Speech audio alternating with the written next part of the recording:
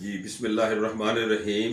मेरे सजनों ते बेलियो, मैं तुहाडा मेज़बान डॉक्टर इजहार अहमद गुल साहब। सजनों, वतन की मुहब्बत साडे खून दे विच शामिल है, साडियां नब्ज़ां शामिल है, साडियां धड़कनां दे विच शामिल है।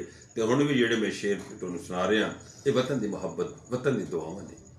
आओ रल के सारे कहिए, आओ रल के सारे कहिए, वसे पाकिस्तान साडे लिए सब देशों तो एदी उच्ची शान।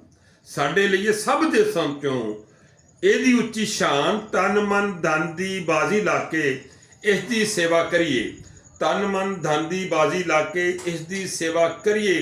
साडे जिउंदियां कर ना सकन वैरी कोई नुकसान। सारे सूबे रहना इकट्ठे वांग भरावां जीवन, सारे सूबे रहना इकट्ठे वांग भरावां जीवन।